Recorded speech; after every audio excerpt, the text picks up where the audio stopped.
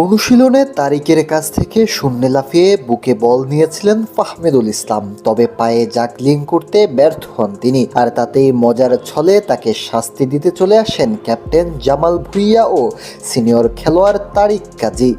এই তিনজনের বেশ কিছু মিল রয়েছে, তার মধ্যে অন্যতম মিল এই তিনজনই প্রবাস ছেড়ে নারীর টানে দেশে ফিরেছেন, লাল সবুজের জার্সি গায়ে পরিয়েছেন। ফাহমিদুলের বয়স তুলনামূলক কম, এই বয়সেই দেশের স্টার বয় বনে গিয়েছেন ইতালির অলিভিয়া ক্লাবে খেলা এই ফরওয়ার্ড। ইউরোপে বড় হওয়া ফাহমিদুলের সবকিছুতেই তাই সেখানকার ছাপ। যেমন এই দৃশ্যে হাতে নিজ ব্যাগ, কানে বড় হেডফোন, যেন অনুশীলনে নামছে বার্সার জুলুস কুন্দে।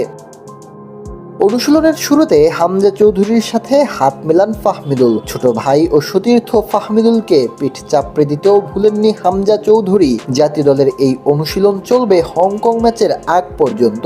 এরপর হংকং এর মাটিতেও ম্যাচ খেলতে যাবে টাইগাররা। সেখানে অন্যতম গুরুত্বপূর্ণ খেলোয়াড় হতে যাচ্ছেন এই তরুণ তুর্কি। নিজের গতি আর স্কিলে আরও একবার মুগ্ধ করবেন সবাইকে, সেটি প্রত্যাশা।